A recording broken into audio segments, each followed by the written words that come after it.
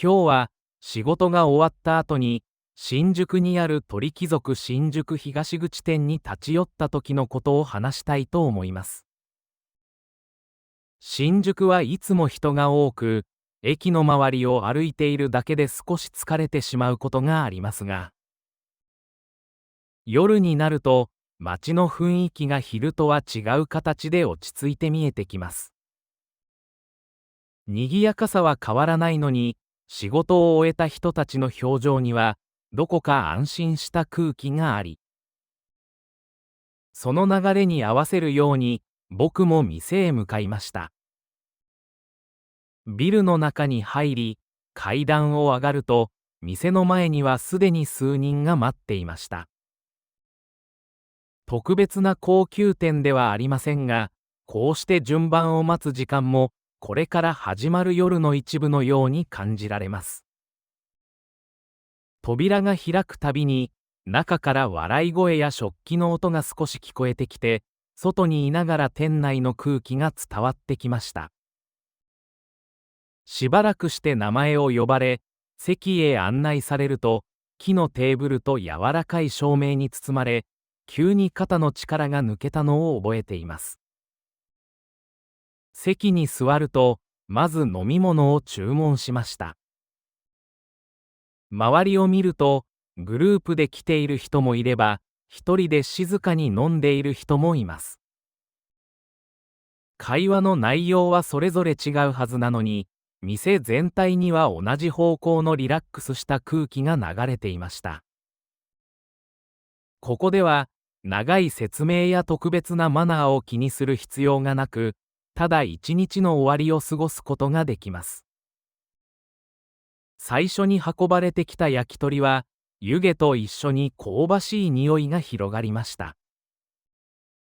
一本ずつは大きすぎず、気軽に食べられる量です。味はわかりやすく、安心感があり、派手さはありませんが、何度も食べたくなる種類の味でした。料理の感動というより、今日もちゃんと終わったと思わせてくれるような食事です。周りの席では、仕事の話をしている人もいれば、全く関係ない話題で笑っている人もいます。時々店員さんの元気な声が聞こえ、店のリズムが保たれているようでした。注文を追加しながら、ゆっくり時間が進み、外の新宿の忙しさとは別の流れがここにはあります。食べながら、太回りを見渡すと、年齢も職業も違う人たちが、同じ空間でそれぞれの夜を過ごしていました。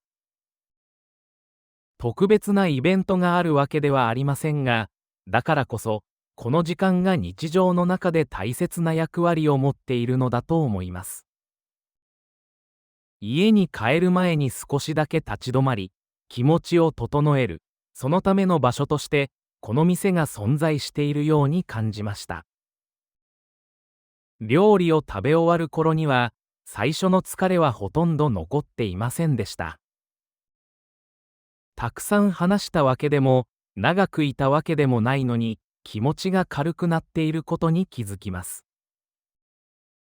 外へ出ると、夜の空気は少し涼しく、さっきまでいた店内の暖かさが体の中に残っていました。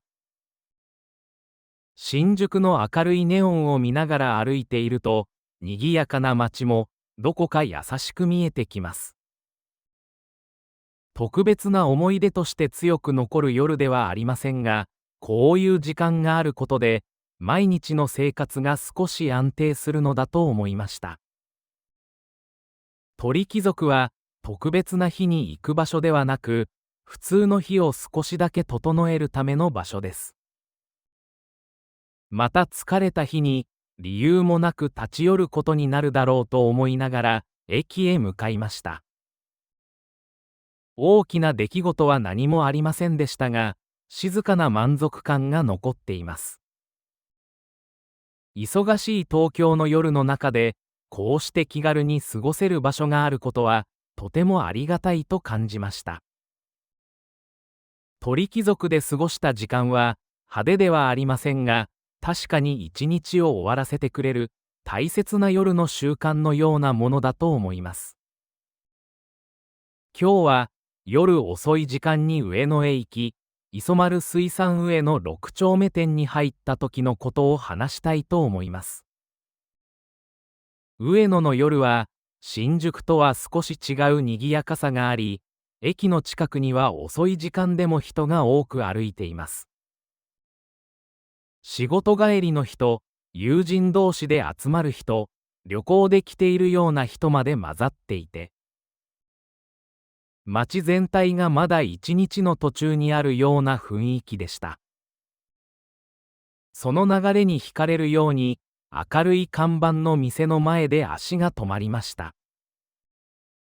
店の扉を開けると、外よりもさらに賑やかな空気が広がっています。席の間隔は広すぎず、話し声や笑い声、食器の音が重なり合い、海の近くの食堂のような活気がありました。夜遅い時間なのに、店内はほぼ満席で、時計を見ると、もう日付が変わりそうな時刻です。それでも、誰も帰る気配はなく、ここだけ時間が少し違う速さで進んでいるように感じました。席に案内され、メニューを見ると、魚介類の料理が並び、刺身や焼き物、揚げ物など種類が多く、選ぶだけでも楽しくなります。この店の特徴は、テーブルに小さなコンロが置かれていることです。貝や魚を自分で焼いて食べることができ、料理を待つ時間も体験の一部になっています。注文した貝が運ばれてくると、店員さんが焼き方を簡単に説明してくれ、すぐに焼き始めました。火をつけると、小さな音と一緒に香ばしい匂いが広がります。焼けるまでの数分間、ただ見ているだけでも飽きません。周りの席でも同じように貝を焼いていて、どこからかそろそろいいかなという声が聞こえてきます。料理を食べるというより、みんなで同じ作業をしているような感覚があり、不思議な一体感が生まれていました。焼き上がった貝を食べると、味はとてもわかりやすく、温かさと一緒に安心感が広がります。特別に高級な料理ではありませんが、この場所と時間の中で食べることで、より美味しく感じられました。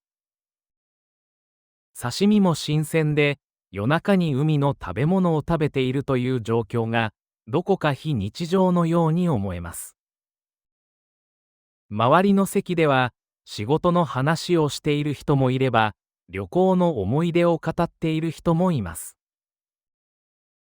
隣のテーブルの会話が自然に耳に入り、知らない人同士でも同じ空間を共有している感覚がありました。夜が深くなるにつれて、店の雰囲気はさらに柔らかくなり、みんな少しリラックスしているように見えます。しばらくすると、外のことを考える気持ちが弱くなり、帰らなければという感覚も遠くなっていきました。深夜の食事は体に良くないと言われることもありますが、この時間にしか味わえない空気があります。昼間の食事とは違い、目的は空腹を満たすことだけではなく、時間を共有することにあるように感じました。店を出たとき、夜の空気は少し冷たく、街の明かりがはっきり見えました。さっきまでの賑やかな音が急に遠くなり、現実に戻ったような感覚になります。それでも、不思議と疲れはなく、むしろ気持ちは軽くなっていました。特別なイベントがあったわけではありませんが、深夜に食事をし、ゆっくり過ごした時間が心の中に残っていました。磯丸水産は、ただ魚を食べる店ではなく、夜の東京の時間を体験できる場所だと思います。昼の観光では見えない人の生活の続きがここにはあります。遅い時間でも明かりが消えず、人が集まり、同じ空間でそれぞれの夜を過ごしている、その様子を見ていると、この街の大きさと優しさを感じます。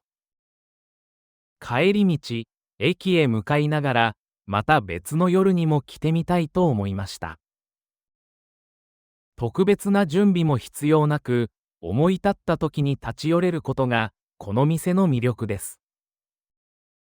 磯丸水産で過ごした深夜の時間は、静かな思い出というより、街の記憶として残ります。上野の夜の中で、人と食事と時間がゆっくり混ざり合う場所、それがこの店なのだと感じました。今日は、駅前でよく見かける居酒屋、目利きの銀次に立ち寄った時のことを話したいと思います。特別な観光地というわけではありませんが、仕事帰りの人が自然に集まる場所で、日本の日常の夜を感じられる店の一つです。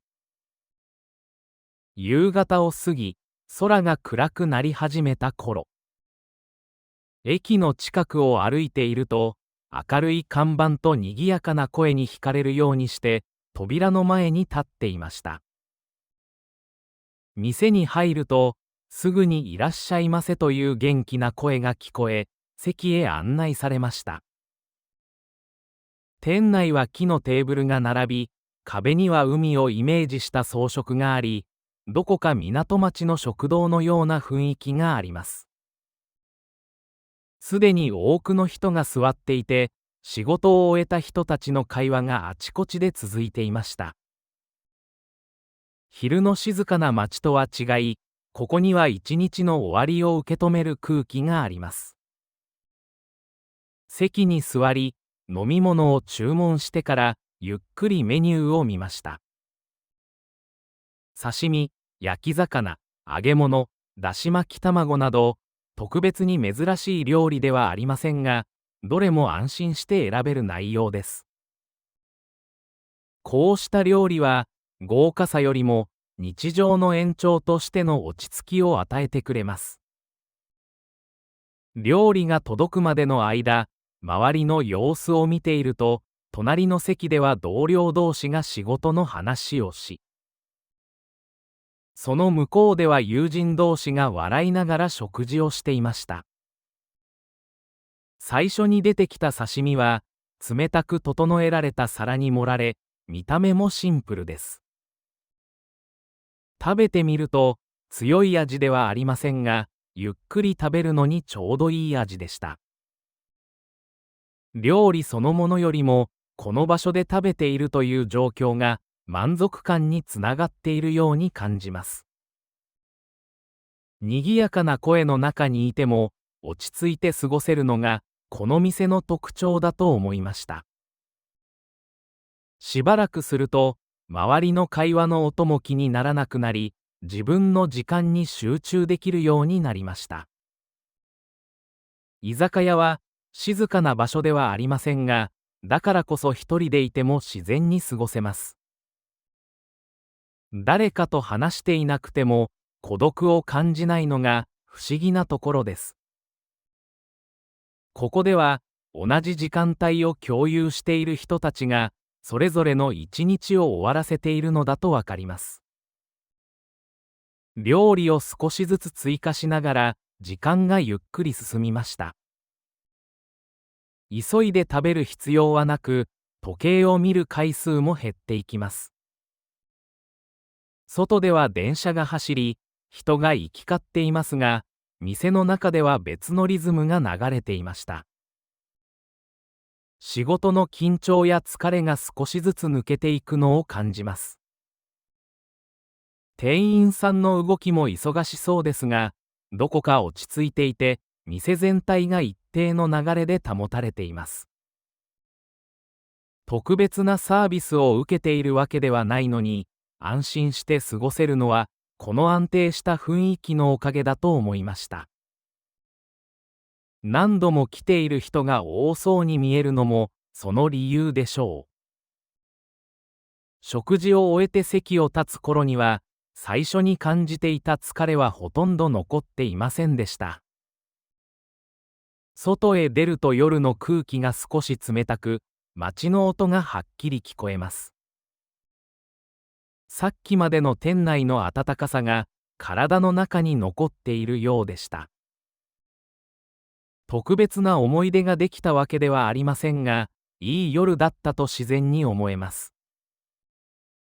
目利きの銀次は特別な日に行く場所ではなく、普通の日を静かに終わらせる場所だと感じました。派手な演出はなく、料理も親しみやすく、人の会話が背景の音として流れています。その環境の中で自分の一日を整理し、次の日へ向かう準備ができるのかもしれません。駅へ向かって歩きながら、また別の日にも来るだろうと思いました。理由がなくても立ち寄れる店があることは、生活にとって大切です。目利きの銀次で過ごした時間は、大きな出来事ではありませんが、確かに一日の区切りになっていました。こうした場所があることで、東京の夜は少し優しく感じられるのだと思います。今日は秋葉原を歩いた後に、サイゼリヤ秋葉原中央通り店に入った時のことを話したいと思います。秋葉原は電気店やアニメショップが並び、人の流れも速く、歩いているだけで情報が次々に目に入ってきます。賑やかな通りをしばらく歩いていると少し座って休みたくなり、気軽に入れる場所を探しているうちに、この店の看板が目に入りました。特別な目的があったわけではありませんが、ここで少し落ち着こうと自然に思えたのを覚えています。店に入ると、外の音が一気に弱くなり、広い空間と均一な明るさに包まれました。席の間隔は程よく、グループで来ている人もいれば、一人で静かに食事をしている人もいます。店員さんに案内されて席に座ると、周りの会話は聞こえますが、気になるほどではなく、安心して自分の時間を持てる雰囲気でした。メニューを開くと、料理の種類が多く、値段も手頃です。パスタやドリア、ピザなど、特別に珍しい料理ではありませんが、どれもわかりやすく選びやすい内容でした。料理を決めるまでの時間もせかされることはなく、ゆっくり考えることができます。こうした余裕が、この店の大きな特徴だと感じました。料理を注文して待っている間、周りの様子を見ていると、学生らしい人たちが話し込んでいたり、買い物の途中に休んでいる人がいたりと、それぞれの過ごし方が見えてきます。食事をするだけの場所というより、時間を共有する場所として使われている印象でした。誰も長くいることを気にしていない様子が、かえって落ち着きを生んでいます。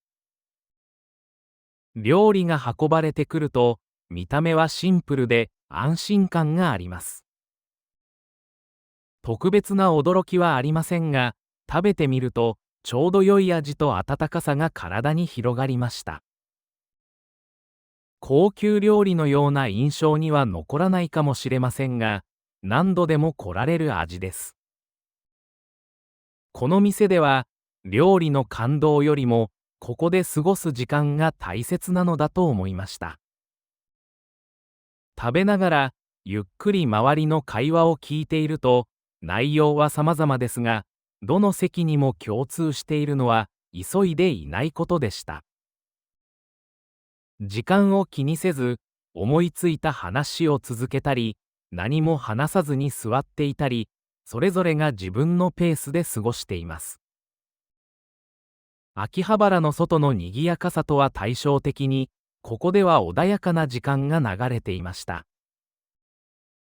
しばらくすると、食事が終わっても、すぐに席を立とうという気持ちになりませんでした。もう少しここにいてもいい、そんな安心感があります。何か特別なことをしているわけではないのに、体と気持ちが少し休まっているのを感じました。こうした時間は、忙しい日常の中で意外と大切なのかもしれません。窓の外を見ると、中央通りには人の流れが続いています。店内の静けさと外の賑やかさの差がはっきりしていて、その境目にいるような感覚になりました。ここは街の中にありながら少し距離を置ける場所です。短い休憩のはずが、気づけば長く座っていましたが、不思議と時間を無駄にした感じはありませんでした。席を立ち、会計を済ませて外へ出ると、また秋葉原の明るさと音に包まれます。それでも、さっきまでの落ち着いた空気が体の中に残っていて、歩く気持ちが軽くなっていました。大きな思い出ができたわけではありませんが、また来てもいいなと思える、静かな満足感があります。サイゼリヤは、特別な日に行く店ではなく、普通の日に立ち寄る場所です。だからこそ、生活の中で自然に繰り返され、気づかないうちに大切な存在になっていくのだと思います。秋葉原のように刺激の多い街の中で少しだけ立ち止まれる場所があることは、とてもありがたいことです。サイゼリヤ秋葉原中央通り店で過ごした時間は派手ではありませんが、確かに一日の流れを整えてくれる優しい休憩のようなものでした。今日は夜遅くにふとお腹が空いて、近所にあるすき家に入った時のことを話したいと思います。特別な店を探していたわけではなく、歩いている途中で明るい看板が目に入り、自然に足が向かいました。東京では遅い時間でも食事ができる場所が多いですが、その中でもすき家の安心感は少し特別なものだと感じます。自動ドアをくぐると、外の夜の空気とは違う、一定の明るさと暖かさに包まれます。店内は広すぎず、カウンター席とテーブル席が整然と並び、無駄のない空間でした。店員さんの声は落ち着いていて、賑やかではありませんが、静かすぎるわけでもありません。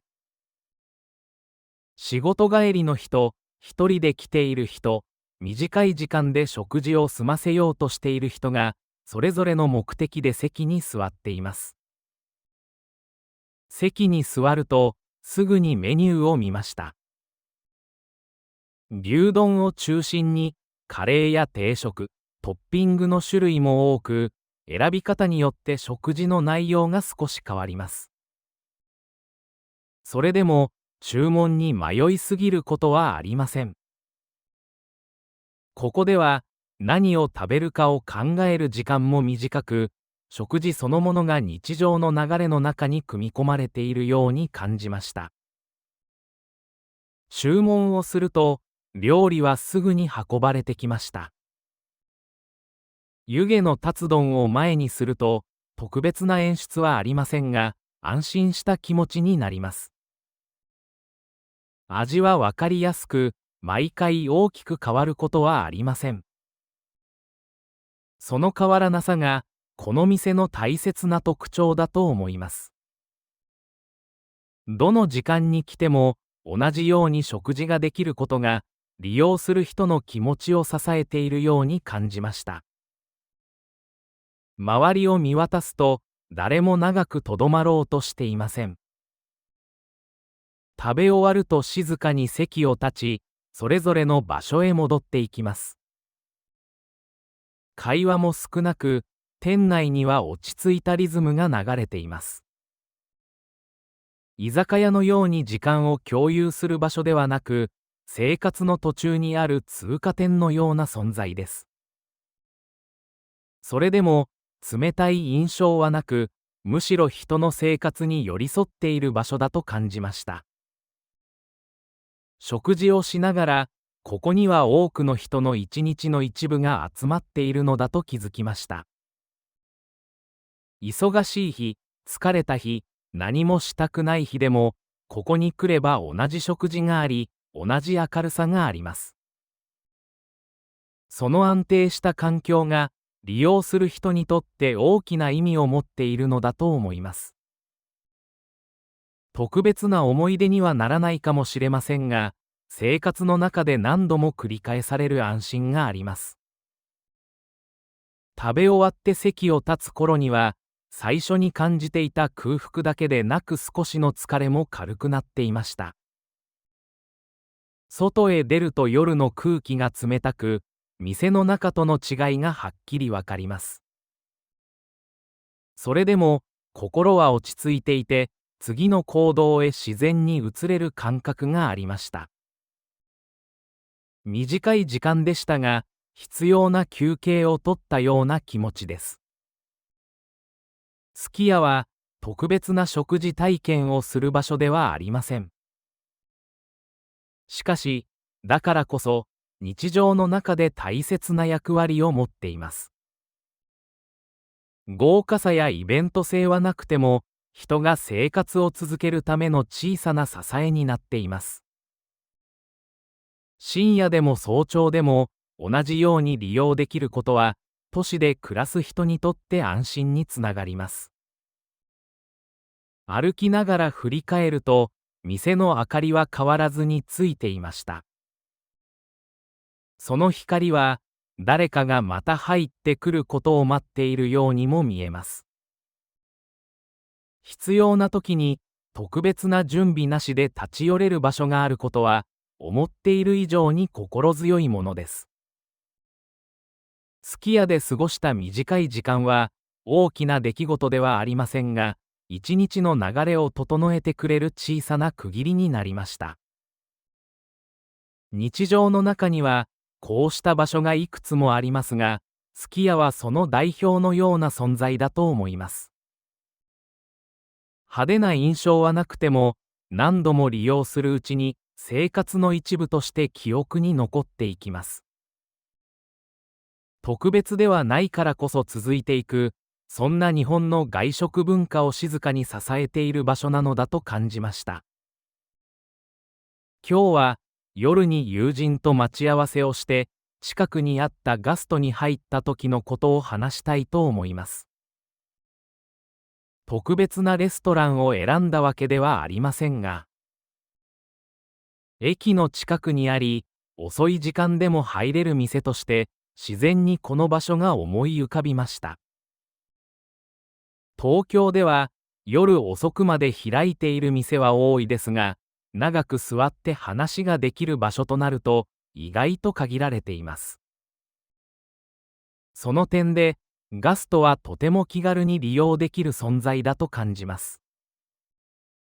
入り口を入ると、明るい照明と広い空間が広がり、外の夜の払いさとの違いに少し安心しました。店内には家族連れの姿もあれば、一人で静かに食事をしている人、勉強している学生らしい人の姿もあります。それぞれの目的は違うはずなのに、同じ場所で自然に過ごしている様子が、この店の特徴のように思えました。店員さんに案内されて席に座ると、長時間いても問題なさそうな落ち着いた雰囲気があり、急ぐ必要がないことがすぐにわかります。メニューを見ると、ハンバーグやパスタ、和食の定食、デザートまで幅広く揃っています。何を注文しても大きな失敗はなさそうで、食事をする場所であると同時に時間を過ごす場所でもあることが伝わってきました。飲み物はドリンクバーを選び、席を立ってコップに飲み物を注ぐと、それだけで少し自由な気分になります。自分のペースで席を離れ、また戻る、その気楽さがこの店の魅力の一つだと思いました。料理が運ばれてきて、食べながら友人と話し始めると、時間の感覚がゆっくり変わっていきました。特別な話題があるわけではなく、今日あった出来事や最近の小さな出来事を順番に話していきます。周りの席からも同じような会話が聞こえ、店全体が一つの大きな休憩室のように感じられました。居酒屋のような賑やかさではなく、落ち着いた声の重なりが安心感を生んでいます。しばらくすると食事は終わりましたが、すぐに席を立とうとは思いませんでした。ドリンクバーで飲み物をおかわりし、また席に戻って話を続けます。時計を見ると、思っていたより時間が過ぎていましたが、せかされる雰囲気はありません。店員さんも必要以上に声をかけることはなく、客の時間を尊重しているように感じました。周りを見渡すと、パソコンを開いて作業をしている人や、本を読んでいる人もいます。食事だけが目的ではなく、それぞれが自分の時間を持つために、この場所を使っていることがわかります。静かすぎず、騒がしすぎない環境が、ちょうどいい距離感を持っていました。外の街が忙しく動いている間、この店の中では別の速度で時間が流れています。夜が深くなるにつれて、客の数は少しずつ変わっていきました。家族連れが帰り、代わりに仕事帰りの人や学生が増えてきます。それでも、店の雰囲気は大きく変わりません。明るさも、音の大きさも一定に持たれ、誰が来ても同じように過ごせる空間が続いています。その安定感が、夜の安心につながっているのだと思いました。店を出る頃には、外の空気は少し冷たくなっていました。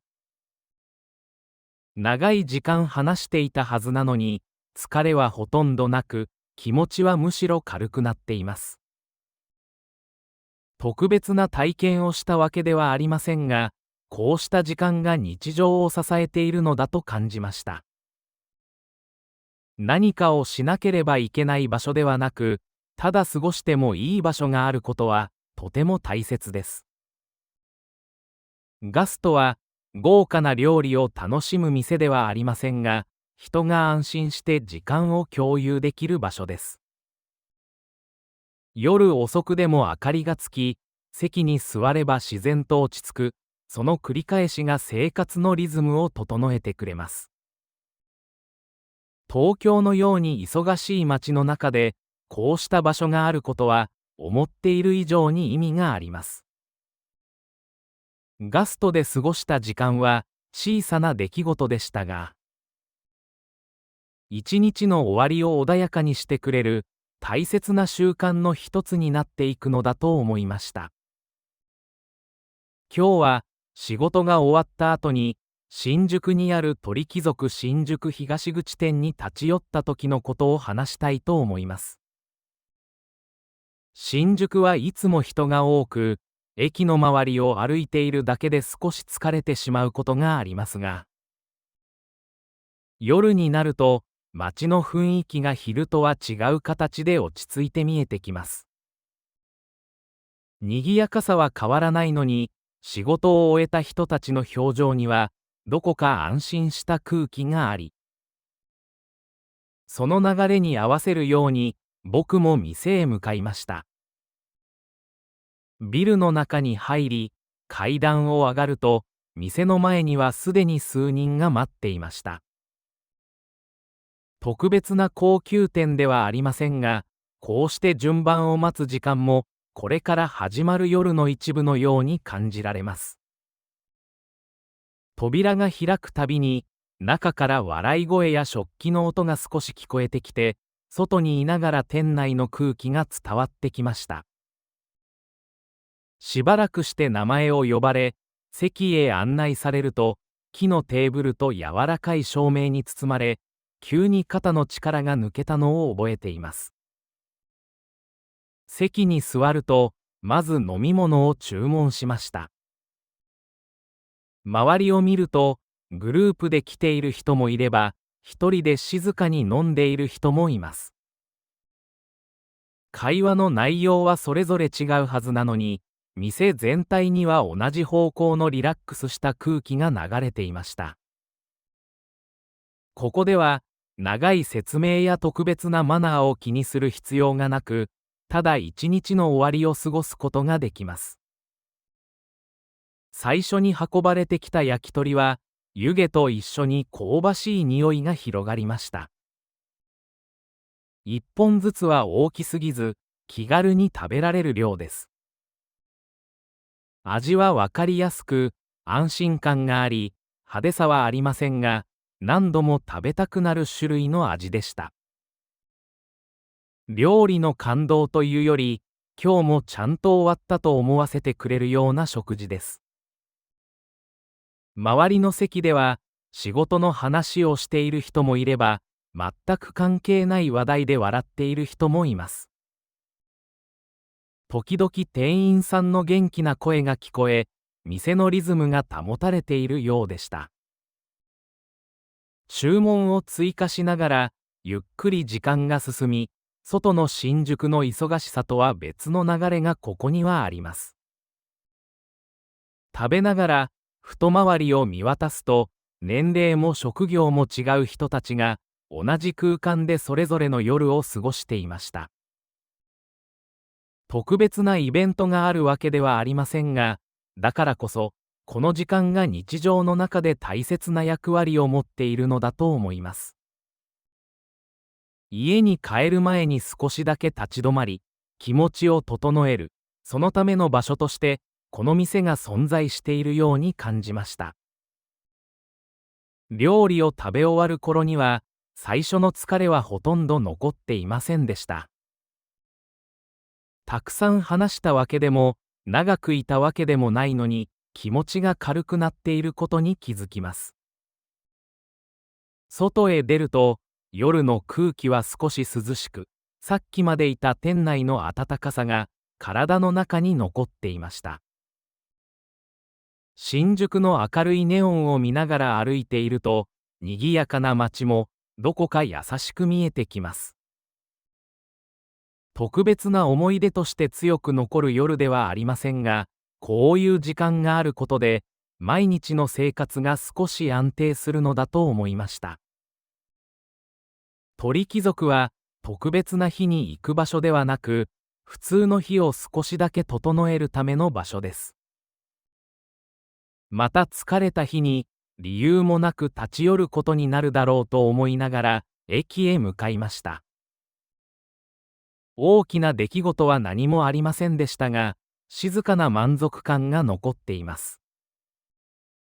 忙しい東京の夜の中で、こうして気軽に過ごせる場所があることは、とてもありがたいと感じました。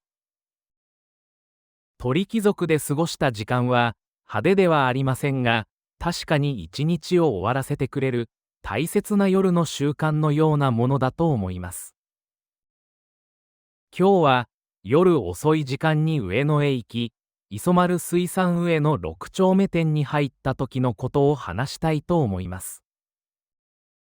上野の夜は、新宿とは少し違う賑やかさがあり、駅の近くには遅い時間でも人が多く歩いています。仕事帰りの人、友人同士で集まる人、旅行で来ているような人まで混ざっていて、街全体がまだ一日の途中にあるような雰囲気でした。その流れに惹かれるように、明るい看板の店の前で足が止まりました。店の扉を開けると、外よりもさらに賑やかな空気が広がっています。席の間隔は広すぎず、話し声や笑い声、食器の音が重なり合い、海の近くの食堂のような活気がありました。夜遅い時間なのに、店内はほぼ満席で、時計を見ると、もう日付が変わりそうな時刻です。それでも、誰も帰る気配はなく、ここだけ時間が少し違う速さで進んでいるように感じました。席に案内され、メニューを見ると、魚介類の料理が並び、刺身や焼き物、揚げ物など種類が多く、選ぶだけでも楽しくなります。この店の特徴は、テーブルに小さなコンロが置かれていることです。貝や魚を自分で焼いて食べることができ、料理を待つ時間も体験の一部になっています。注文した貝が運ばれてくると、店員さんが焼き方を簡単に説明してくれ、すぐに焼き始めました。火をつけると、小さな音と一緒に香ばしい匂いが広がります。焼けるまでの数分間、ただ見ているだけでも飽きません。周りの席でも同じように貝を焼いていて、どこからかそろそろいいかなという声が聞こえてきます。料理を食べるというより、みんなで同じ作業をしているような感覚があり、不思議な一体感が生まれていました。焼き上がった貝を食べると、味はとてもわかりやすく、温かさと一緒に安心感が広がります。特別に高級な料理ではありませんが、この場所と時間の中で食べることで、より美味しく感じられました。刺身も新鮮で、夜中に海の食べ物を食べているという状況が、どこか非日常のように思えます。周りの席では、仕事の話をしている人もいれば、旅行の思い出を語っている人もいます。隣のテーブルの会話が自然に耳に入り、知らない人同士でも同じ空間を共有している感覚がありました。夜が深くなるにつれて、店の雰囲気はさらに柔らかくなり、みんな少しリラックスしているように見えます。しばらくすると、外のことを考える気持ちが弱くなり、帰らなければという感覚も遠くなっていきました。深夜の食事は体に良くないと言われることもありますが、この時間にしか味わえない空気があります。昼間の食事とは違い、目的は空腹を満たすことだけではなく、時間を共有することにあるように感じました。店を出たとき、夜の空気は少し冷たく、街の明かりがはっきり見えました。さっきまでの賑やかな音が急に遠くなり、現実に戻ったような感覚になります。それでも、不思議と疲れはなく、むしろ気持ちは軽くなっていました。特別なイベントがあったわけではありませんが、深夜に食事をし、ゆっくり過ごした時間が心の中に残っていました。磯丸水産は、ただ魚を食べる店ではなく、夜の東京の時間を体験できる場所だと思います。昼の観光では見えない人の生活の続きがここにはあります。遅い時間でも明かりが消えず、人が集まり、同じ空間でそれぞれの夜を過ごしている、その様子を見ていると、この街の大きさと優しさを感じます。帰り道、駅へ向かいながら、また別の夜にも来てみたいと思いました。特別な準備も必要なく、思い立った時に立ち寄れることが、この店の魅力です。磯丸水産で過ごした深夜の時間は、静かな思い出というより、街の記憶として残ります。上野の夜の中で、人と食事と時間がゆっくり混ざり合う場所、それがこの店なのだと感じました。今日は、駅前でよく見かける居酒屋、目利きの銀次に立ち寄った時のことを話したいと思います。特別な観光地というわけではありませんが、仕事帰りの人が自然に集まる場所で、日本の日常の夜を感じられる店の一つです。夕方を過ぎ、空が暗くなり始めた頃、駅の近くを歩いていると、明るい看板と賑やかな声に惹かれるようにして、扉の前に立っていました。店に入ると、すぐにいらっしゃいませという元気な声が聞こえ、席へ案内されました。店内は木のテーブルが並び、壁には海をイメージした装飾があり、どこか港町の食堂のような雰囲気があります。すでに多くの人が座っていて、仕事を終えた人たちの会話があちこちで続いていました。昼の静かな街とは違い、ここには一日の終わりを受け止める空気があります。席に座り、飲み物を注文してから、ゆっくりメニューを見ました。刺身、焼き魚、揚げ物、だし巻き卵など、特別に珍しい料理ではありませんが、どれも安心して選べる内容です。こうした料理は、豪華さよりも、日常の延長としての落ち着きを与えてくれます。料理が届くまでの間、周りの様子を見ていると、隣の席では同僚同士が仕事の話をし、その向こうでは友人同士が笑いながら食事をしていました。最初に出てきた刺身は、冷たく整えられた皿に盛られ、見た目もシンプルです。食べてみると、強い味ではありませんが、ゆっくり食べるのにちょうどいい味でした。料理そのものよりも、この場所で食べているという状況が、満足感につながっているように感じます。賑やかな声の中にいても、落ち着いて過ごせるのが、この店の特徴だと思いました。しばらくすると、周りの会話の音も気にならなくなり、自分の時間に集中できるようになりました。居酒屋は静かな場所ではありませんが、だからこそ一人でいても自然に過ごせます。誰かと話していなくても孤独を感じないのが不思議なところです。ここでは同じ時間帯を共有している人たちがそれぞれの一日を終わらせているのだとわかります。料理を少しずつ追加しながら時間がゆっくり進みました。急いで食べる必要はなく、時計を見る回数も減っていきます。外では電車が走り、人が行き交っていますが、店の中では別のリズムが流れていました。仕事の緊張や疲れが少しずつ抜けていくのを感じます。店員さんの動きも忙しそうですが、どこか落ち着いていて、店全体が一定の流れで保たれています。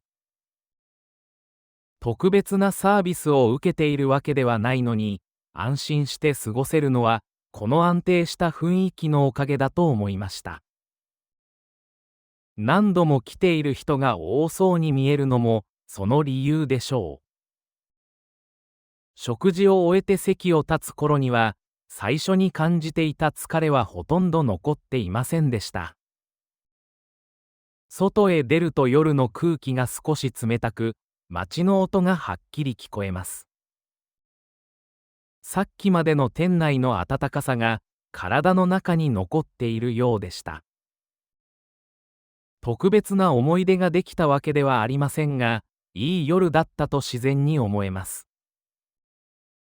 目利きの銀次は特別な日に行く場所ではなく、普通の日を静かに終わらせる場所だと感じました。派手な演出はなく、料理も親しみやすく、人の会話が背景の音として流れています。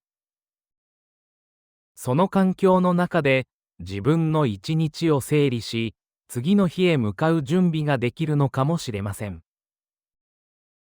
駅へ向かって歩きながら、また別の日にも来るだろうと思いました。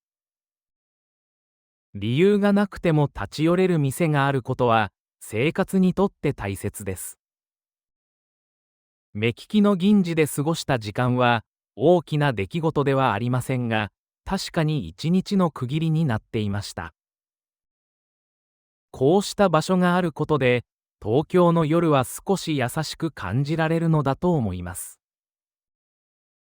今日は秋葉原を歩いた後に、サイゼリヤ秋葉原中央通り店に入った時のことを話したいと思います。秋葉原は電気店やアニメショップが並び、人の流れも速く、歩いているだけで情報が次々に目に入ってきます。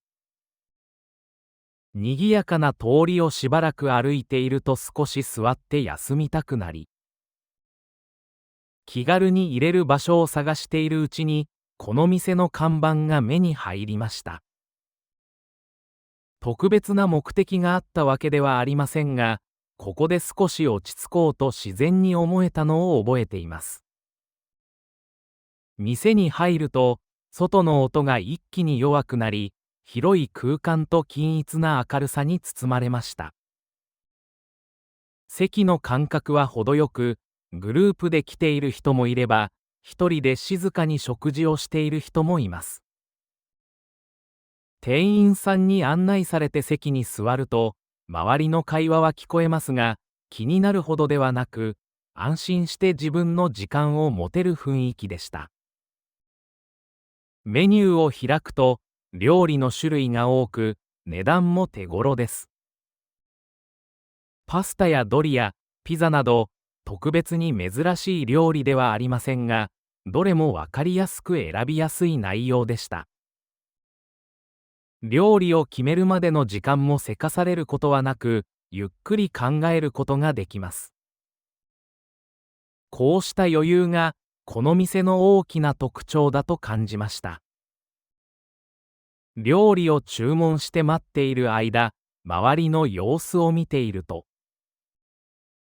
学生らしい人たちが話し込んでいたり、買い物の途中に休んでいる人がいたりと、それぞれの過ごし方が見えてきます。食事をするだけの場所というより、時間を共有する場所として使われている印象でした。誰も長くいることを気にしていない様子が、かえって落ち着きを生んでいます。料理が運ばれてくると、見た目はシンプルで安心感があります。特別な驚きはありませんが、食べてみると、ちょうど良い味と温かさが体に広がりました。高級料理のような印象には残らないかもしれませんが、何度でも来られる味です。この店では、料理の感動よりも、ここで過ごす時間が大切なのだと思いました。食べながら、ゆっくり周りの会話を聞いていると、内容は様々ですが、どの席にも共通しているのは、急いでいないことでした。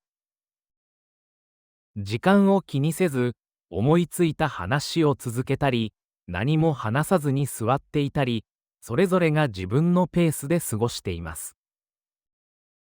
秋葉原の外の賑やかさとは対照的に、ここでは穏やかな時間が流れていました。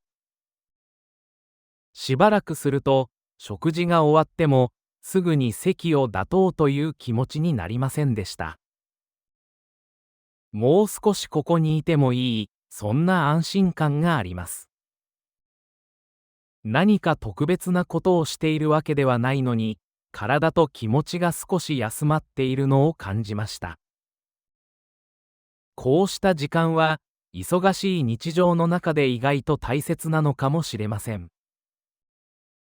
窓の外を見ると、中央通りには人の流れが続いています。店内の静けさと外の賑やかさの差がはっきりしていて、その境目にいるような感覚になりました。ここは、街の中にありながら少し距離を置ける場所です。短い休憩のはずが、気づけば長く座っていましたが、不思議と時間を無駄にした感じはありませんでした。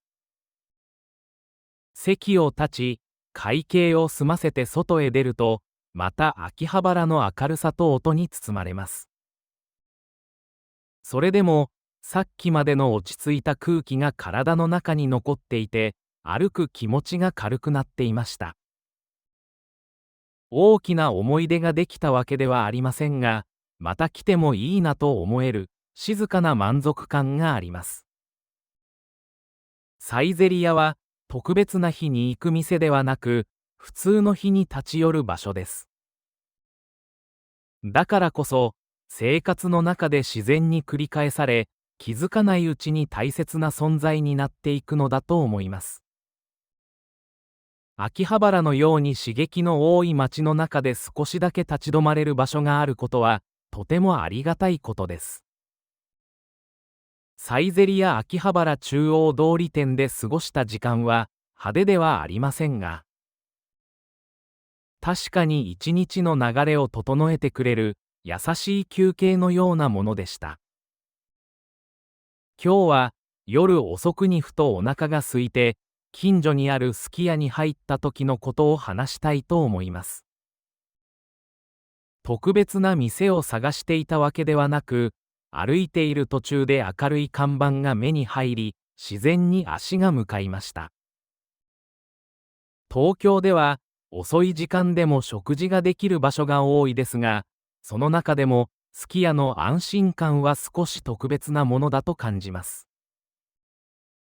自動ドアをくぐると、外の夜の空気とは違う、一定の明るさと暖かさに包まれます。店内は広すぎず、カウンター席とテーブル席が整然と並び、無駄のない空間でした。店員さんの声は落ち着いていて、賑やかではありませんが、静かすぎるわけでもありません。仕事帰りの人、一人で来ている人、短い時間で食事を済ませようとしている人が、それぞれの目的で席に座っています。席に座ると、すぐにメニューを見ました。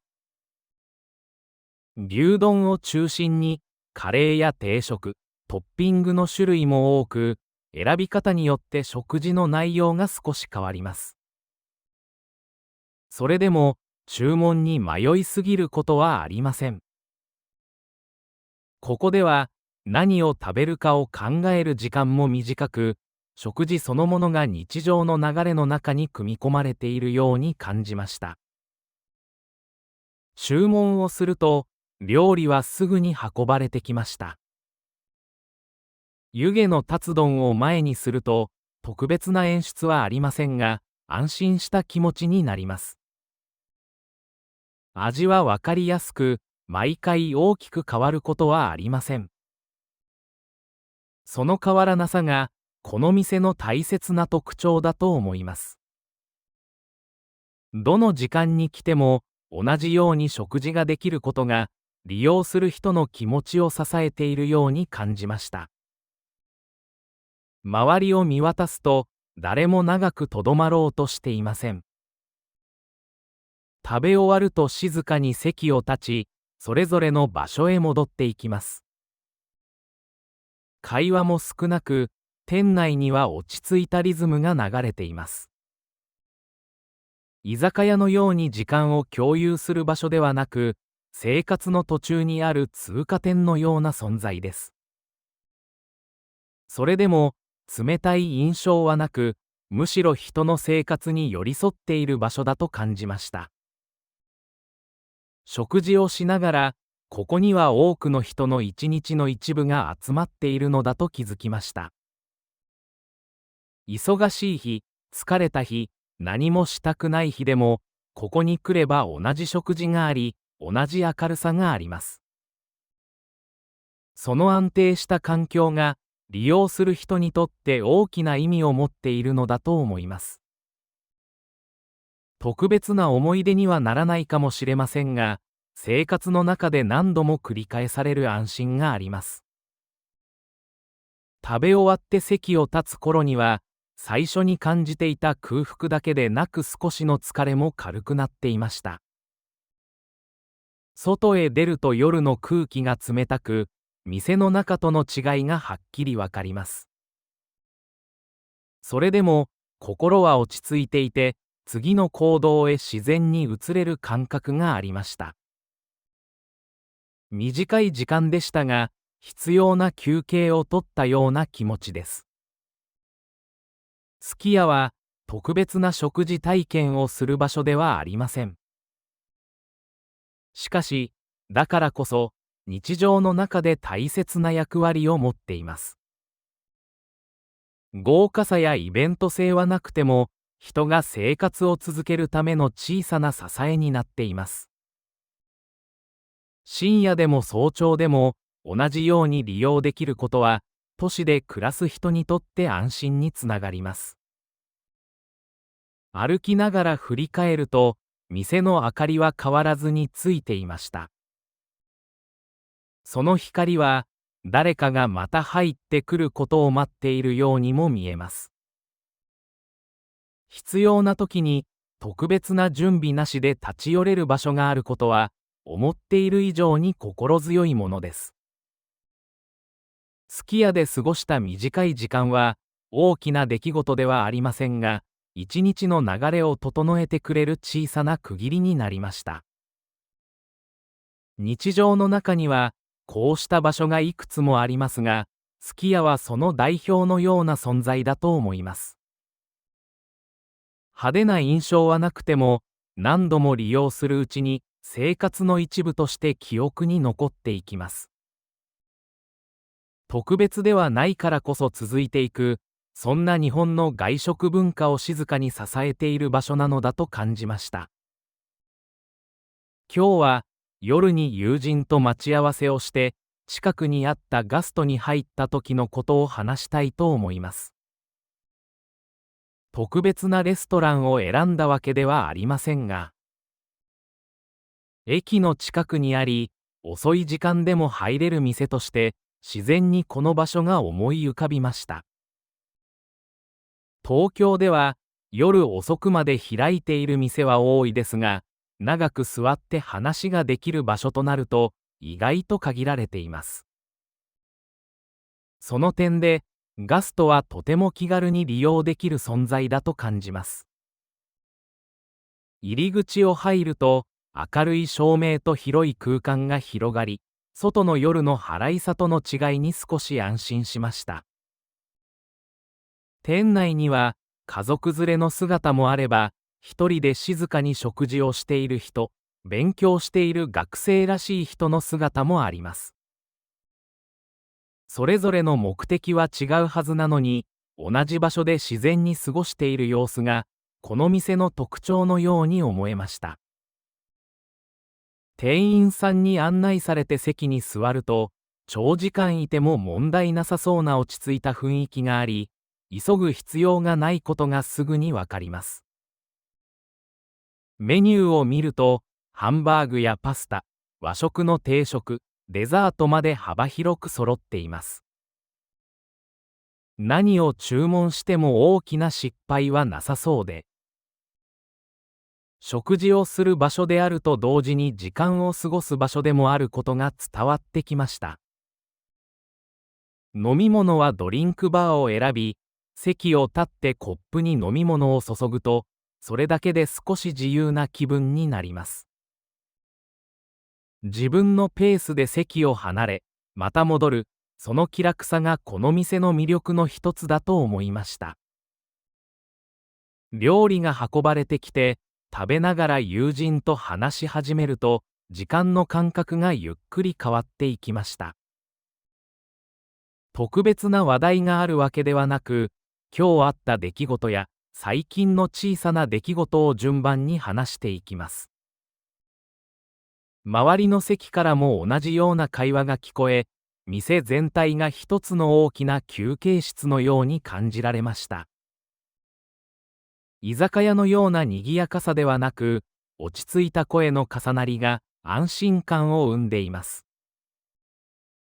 しばらくすると食事は終わりましたが、すぐに席を立とうとは思いませんでした。ドリンクバーで飲み物をおかわりし、また席に戻って話を続けます。時計を見ると、思っていたより時間が過ぎていましたが、せかされる雰囲気はありません。店員さんも必要以上に声をかけることはなく、客の時間を尊重しているように感じました。周りを見渡すと、パソコンを開いて作業をしている人や、本を読んでいる人もいます。食事だけが目的ではなく、それぞれが自分の時間を持つために、この場所を使っていることがわかります。静かすぎず、騒がしすぎない環境が、ちょうどいい距離感を持っていました。外の街が忙しく動いている間、この店の中では別の速度で時間が流れています。夜が深くなるにつれて、客の数は少しずつ変わっていきました。家族連れが帰り、代わりに仕事帰りの人や学生が増えてきます。それでも、店の雰囲気は大きく変わりません。明るさも、音の大きさも一定に持たれ、誰が来ても同じように過ごせる空間が続いています。その安定感が、夜の安心につながっているのだと思いました。店を出る頃には、外の空気は少し冷たくなっていました。長い時間話していたはずなのに、疲れはほとんどなく、気持ちはむしろ軽くなっています。特別な体験をしたわけではありませんが、こうした時間が日常を支えているのだと感じました。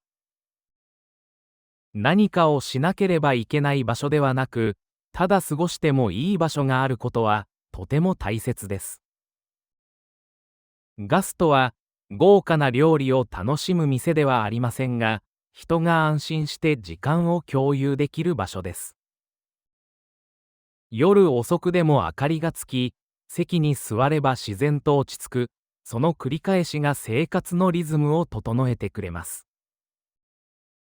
東京のように忙しい街の中で、こうした場所があることは、思っている以上に意味があります。ガストで過ごした時間は小さな出来事でしたが、一日の終わりを穏やかにしてくれる大切な習慣の一つになっていくのだと思いました。